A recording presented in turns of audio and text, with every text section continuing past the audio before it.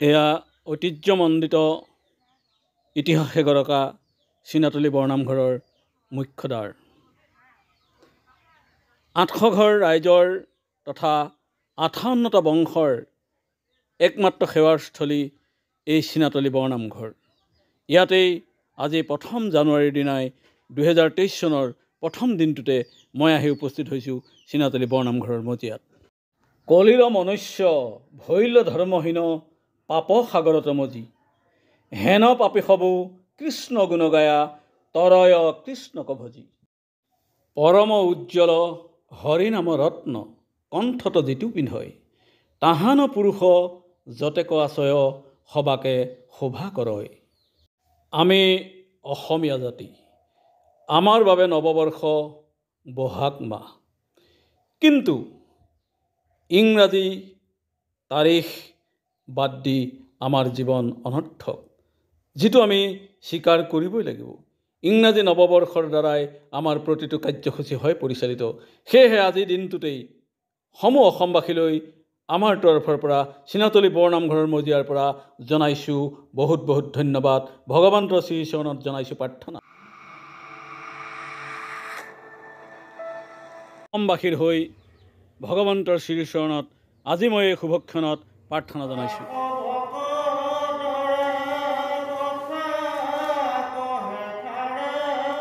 শান্তকাৰং ভুজগশয়নং পদ্মনাভং সুবেশৰং বিশ্বধাৰং গগনসদৃশং মেঘবৰ্ণং শুভঙ্গম লক্ষ্মীকান্তং কমলনয়নং যোগীভিদ্যানগম্যং বন্দে বিষ্ণুভবভয়হৰণং সৰ্বলোকৈকনাথং সৰ্বলোকৈকনাথং।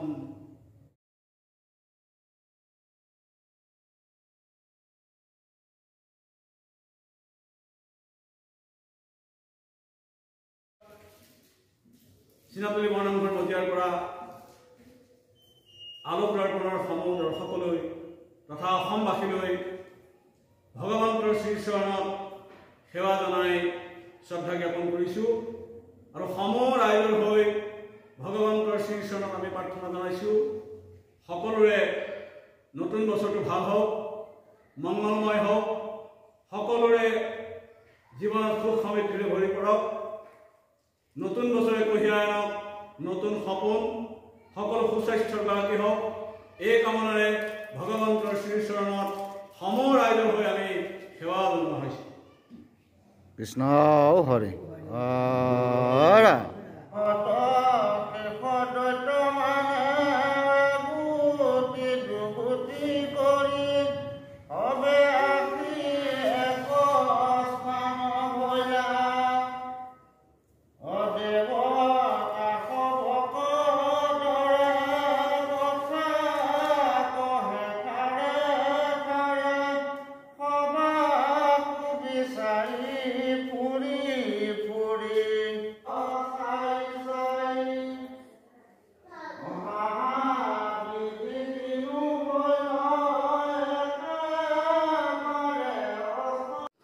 পৰম চৰাবাজন আলোক দৰ্পণৰ দৰ্শকবৃন্দ, আজি মই উপস্থিত আছোঁ চীনাতলী বৰনামঘৰৰ ধৰ্মীয় অধ্যয়ন কেন্দ্ৰত। ইয়াৰে কিছু দৃশ্য মই আপোনালোকক দেখুৱাবলৈ চেষ্টা কৰিম। আমাৰ ইয়াতে উপস্থিত আছে আমাৰ এই ধৰ্মীয় পুথিভঁৰালৰ সম্পাদক মাননীয় চৰ্দাৰ মৃদুল বৰা ডাঙৰীয়া। মই তেখেতকো মোৰ লগতে আপোনালোকক দেখুৱাবলৈ চেষ্টা কৰিছোঁ। আমি তেখেতৰ পৰা কিছু কথা জানিবলৈ চেষ্টা কৰিম এই আমাৰ ধৰ্মীয় পুথিভঁৰালটিৰ সম্পৰ্কত। আশা কৰোঁ আপোনালোকে এই পুথিভঁৰালটিত থকা গ্ৰন্থসমূহৰ বিষয়ে জানিব পাৰি নিশ্চয় আনন্দিত হ'ব। ধন্যবাদ। চীনাতলী বৰনামঘৰৰ ধৰ্মীয় পুথিভঁৰালত আমাৰ এই পুথিভঁৰালৰ সম্পাদক চৰ্দাৰ মৃদুল বৰা ডাঙৰীয়া ইয়াতে তেখেতৰ দায়িত্বত বহি আছে। আমি তেখেতৰ পৰা কিছু কথা জানিবলৈ চেষ্টা কৰিম। চৰ্দাৰ বৰা ডাঙৰীয়া, আপুনি কওকচোন এই চীনাতলী বৰনামঘৰ পুথিভঁৰালটো কেতিয়া প্ৰতিষ্ঠা হ'ল আৰু আপুনি কেনেধৰণে জড়িত? এই চীনাতলী বৰনামঘৰ পুথিভঁৰাল ভাগ চীনাতলী মহামান্য সমাজ পৰিষদৰ উদ্যোগত 2003 চনতে এই পুথিভঁৰাল ভাগ আনুষ্ঠানিকভাৱে প্ৰতিষ্ঠা হৈছিল। কিন্তু পৰৱৰ্তী সময়ত আমাৰ গোলাঘাটৰে আমাৰ বিশেষকৈ স্থানীয় মেলামৰাৰ বিশেষ উদ্যোগপতি ৰমেশ শইকীয়াদেৱে এটা প্ৰস্তাৱ আমালৈ আগবঢ়ালে যে, আৰু ৰাইজেও সেই কথাটোত সন্মতি দিলে আৰু তেখেতৰ উদ্যোগতে তেখেতৰ সম্পূৰ্ণ দায়িত্বতে এই বৰ্তমান আমাৰ যিভাগ পুথিভঁৰাল আপোনালোকৰ পৰিলক্ষিত হৈছে এই পুথিভঁৰাল ভাগৰ গৃহতেই তেখেতেই আমাক ৰাইজলৈ আগবঢ়ালে। ইয়াত আমাৰ বিভিন্ন পৰ্যায়ৰ আছে, ধৰ্মীয় গ্ৰন্থ আছে, ভাগৱত, কীৰ্তন, দশম, পুৰাণ ইত্যাদি কৰি ধৰ্মীয় গ্ৰন্থসমূহো আছে।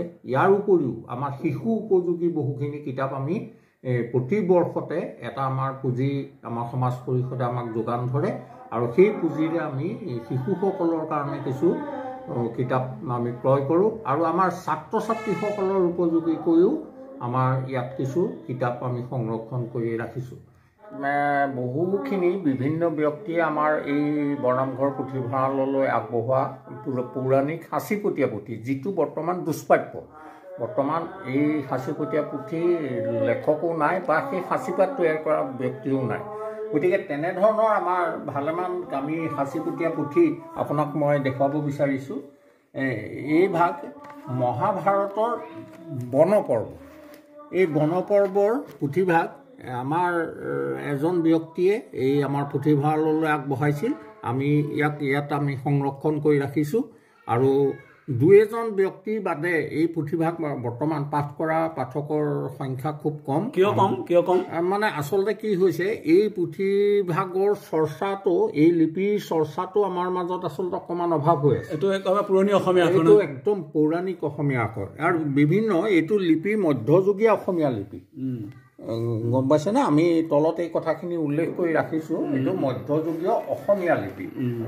ইয়াৰ উপৰিও আমাৰ বাৰ্মী লিপিৰ পৌৰাণিক আমাৰ সাঁচিপতীয়া পুথি আছে আৰু ইয়াৰ বিভিন্ন মানে পুথিখিনি বহু বছৰ হৈছে।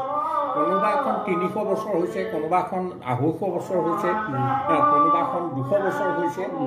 ইয়াত আমাৰ কীৰ্তন আছে, ভাগৱতৰ দশম স্কন্ধৰ এই পুথিখন আছে। ইয়াৰ উপৰি আমাৰ তোলাপতীয়া পুথি, আজিকালিৰ হয়তো ছাত্ৰ ছাত্ৰীয়ে বা আজিকালি শিশুৱে এইখন আমাৰ তোলাপতীয়া পুথি। তোলাপতীয়া পুথি বৰ্তমান আমাৰ বহুতেই চিনি নাপায়, তোলাপাত হ'লে চিনি নাপায়। ইয়াৰ উপৰি আমাৰ গাঁৱৰে এই আমুলি শইকীয়া বংশৰ এখন খুব দুষ্প্ৰাপ্য মানে পৌৰাণিক এখন বৃহৎ আকাৰৰ সাঁচিপতীয়া পুথি আছে, ভীষ্ম পৰ্ব। এই মধ্যযুগীয় অসমীয়া, এইখন মধ্যযুগীয় অসমীয়া। মই আখৰখিনি তাত দেখাই দিছোঁ আপোনালোকক। কিমান সুন্দৰ হৈ আছে চব। ইয়াত আজি কিমান বছৰৰ আগতে এই পুথিভাগ 1798 চনৰ পুথি। তেতিয়াই লিখা পুথিখনৰ আপোনালোকে আখৰ পৰিলক্ষিত চব কিমান সুন্দৰ হৈ আছে। কিন্তু এটা কথা মই আমাৰ নৱপ্ৰজন্মক এটা কথা আহ্বান জনাম যে এই সাঁচিপতীয়া পুথিকেইভাগ বা পুথিৰ আখৰখিনি আচলতে পঢ়িবৰ কাৰণে অকণমান আগবাঢ়ি আহি পেলাই ইয়াত আচলতে তেখেতসকলে অকণমান এই কথাখিনি শিকিলে ইয়াৰ যিটো মানে আমাৰ আচলতে ঐতিহ্য, এই ঐতিহ্যটো আচলতে খুব সুন্দৰভাৱে আমাৰ মাজত বাহাল থাকিব আৰু আমি ইয়াৰ যিখিনি ভিতৰত থকা বিষয়বস্তু বা যিখিনি কথা, এই কথাখিনি আমি মানে জ্ঞান হিচাপে অৰ্জন কৰিবৰ কাৰণে আমি সক্ষম হওঁ। আমাৰ এইখিনি আছে বিভিন্ন পৰ্যায়ৰ আপোনাৰ সাহিত্যৰ ওপৰত আমাৰ ছাত্ৰ ছাত্ৰীসকলৰো বা আমাৰ বয়োজ্যেষ্ঠসকলৰো এই পুথিখিনি আছে। ইয়াৰ উপৰিও আমাৰ বিভিন্ন সময়ত আমাৰ স্থানীয়ভাৱে কিছু স্মৰণিকা প্ৰকাশ হয়। তাৰ ভিতৰত মই আপোনাক আমাৰ শেহতীয়াকৈ চীনাতলীত অনুষ্ঠিত হোৱা ভাওনা সমাৰোহৰ এইখন তেখেতসকলৰ স্মৰণিকা। এইখন আমাৰ চীনাতলী আঞ্চলিক দুৰ্গা পূজা সমিতিয়ে প্ৰকাশ কৰা মহিষমৰ্দিনী তেওঁলোকৰ স্মৰণিকা। ইয়াৰ উপৰিও এই ভাগ আমাৰ ঢেকিয়াল মৌজা পালনাম পৰিষদৰ উদ্যোগত অনুষ্ঠিত হোৱা পালনামৰ স্মৰণিকা নাম ৰূপালীন। ইয়াৰ উপৰিও এইখন আমাৰ চীনাতলীৰে আমাৰ যি কেৱল পন্থৰ যিখিনি যি ব্যৱস্থা সমাজ আছে তেখেতসকলৰ বাৰ্ষিক অধিৱেশনৰ, ৰাজ্যিক অধিৱেশনৰ কাৰণে প্ৰকাশ কৰা এইখন স্মৰণিকা কল্পতৰু। আমাৰ পাছত জানি সুখী হ'ব যে আমাৰ বিভিন্ন পৰ্যায়ৰ পাঠক আছে। আমাৰ বয়সস্থসকলৰ কাৰণে যিখিনি আমাৰ ধৰ্মীয় পুথি আছে সেই দিশটো প্ৰায়খিনি আমাৰ ধৰ্মীয় পুথি। এই বয়সস্থসকলে ধৰ্মীয় পুথিখিনি নি নিজৰ ঘৰতো কেতিয়াবা অধ্যয়ন কৰেগৈ আৰু আমাৰ ইয়াতো সৰু আকাৰৰ কিতাপ হ'লে আমাৰ ইয়াতে বহি কিছুৱে অধ্যয়ন কৰে। ছাত্ৰ ছাত্ৰীসকলৰ সহায় কেনেকুৱা? ছাত্ৰ ছাত্ৰীসকলৰ যথেষ্ট সঁহাৰি আছে। তেওঁলোকক আমি এসপ্তাহৰ কাৰণে এখন কিতাপ নি পেলাই পঢ়িবৰ কাৰণে দিওঁ। আমি চীনাতলী বৰনামঘৰৰ যিসকল অংশীদাৰ, এই অংশীদাৰসকলৰ মাজতহে আচলতে নিবলৈ দিয়াৰ ব্যৱস্থাটো আছে। কিন্তু অধ্যয়ন কৰিবলৈ হ'লে ইয়াত সকলোৱে পাৰে, সকলোৱে মানে পঢ়ুৱৈৰ কাৰণে ইয়াতে সেইটো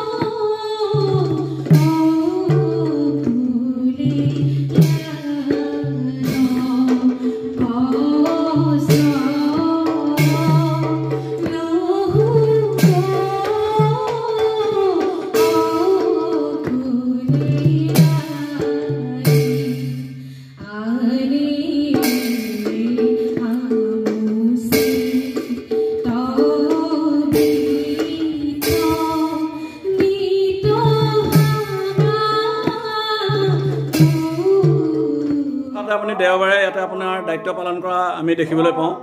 কিবা পাৰিতোষিক দিয়ে নেকি? নাই, তেনেকুৱা ধৰণৰ আমাৰ কোনো ব্যৱস্থা নাই।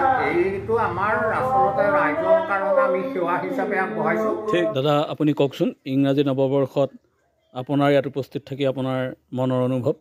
মই আজি নৱবৰ্ষৰ বিশেষকৈ 2023 চনৰ 1 জানুৱাৰীৰ আজি দিনটোতে এই আলোক দৰ্পণৰ আপোনালোকৰ ফালৰ পৰা আহি চীনাতলী বৰনামঘৰৰ যিখিনি ইতিবৃত্ত বা বিভিন্ন পৰ্যায়ৰ কথাখিনি আপোনালোকে ৰাইজৰ আগত দাঙি ধৰিব পৰাকৈ এই আহি পেলাই সংগ্ৰহ কৰি কৰাৰ কাৰণে মই আমাৰ সমূহ গাঁওবাসীৰ হৈ আৰু চীনাতলী বৰনামঘৰ সমাজ পৰিষদৰ এজন সদস্য হিচাপে আপোনালোকলৈ আন্তৰিক অভিনন্দন জ্ঞাপন কৰিছোঁ। আৰু লগতে মই সকলো আমাৰ ৰাইজক এটা অনুৰোধ কৰিম যাতে এই আলোক দৰ্পণ আপোনালোকে উপভোগ কৰক, আলোক দৰ্পণৰ লগত আপোনালোকে সহযোগিতা আগবঢ়াওক আৰু তাৰ জৰিয়তে তেখেতসকলে বিভিন্ন এনেকুৱা যিখিনি দুষ্প্ৰাপ্য বিষয় বা যিখিনি ধৰ্মীয় ব্যৱস্থাৰ লগত জড়িত যিখিনি কথা, এই কথাখিনি আপোনালোকক অৱগত কৰিবৰ কাৰণে তেখেতসকলে চেষ্টা কৰিছে। তাৰ কাৰণে মই সেই জড়িত ব্যক্তিসকললৈ মই আন্তৰিক অভিনন্দন জ্ঞাপন কৰিছোঁ। তেখেতসকলৰ যাত্ৰা শুভ হওক, এইখিনিকে মই আমাৰ চীনাতলী বৰনামঘৰ সমাজ পৰিষদ তথা আমাৰ লাইব্ৰেৰী পৰিচালনা সমিতি আৰু আপোনালোক আহি আজি এই আমাৰ অনুষ্ঠানটিত পদাৰ্পণ কৰাৰ কাৰণে মই আপোনালোকলৈ আন্তৰিক অভিনন্দন জ্ঞাপন কৰিছোঁ।